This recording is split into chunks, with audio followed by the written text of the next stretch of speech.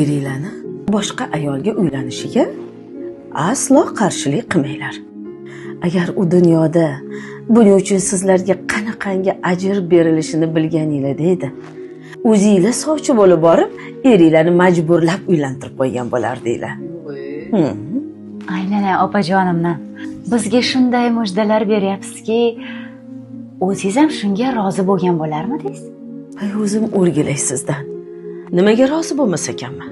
Albatta rozi bo'lardim. Axir bu Allohning buyrug'i-ku. Allohning buyrug'i-ya. Unda biz ham shunaqa qilamiz. Keling opajon, sizni bitta bag'rimga bossam maylimi? O'zim o'rgilay sizdan.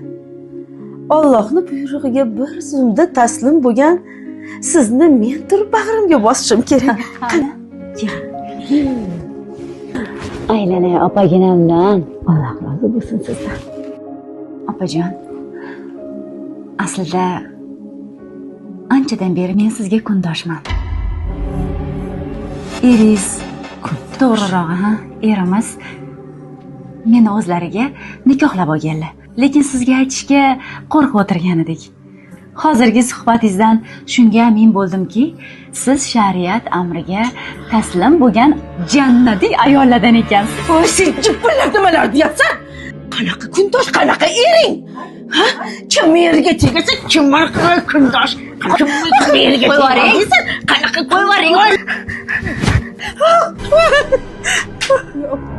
Ana, nima bo'ldi turing?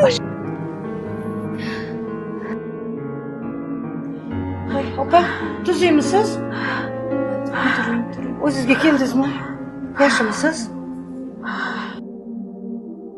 Suvchi. Yo'qol ko'zimda. Turq sovuq. Gap amali bilan bo'ladi, opaginam. Hammamizni yig'ib olib, qo'shxotinlikka da'vat etdingiz. Eringizni qizg'onmanglar deb, o'zingiz amal qilmaydigan gapni bundan keyin gapirmang. Xo'pmi? Eringiz o'zingizga siylov. Bir sinovga yaramagan oqila.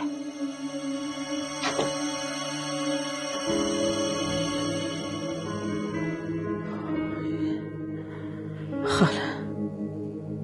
Nayrang bu. Yashamagur. Yashamagur.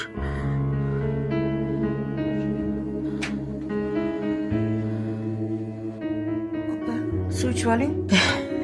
Ol. Suvingni.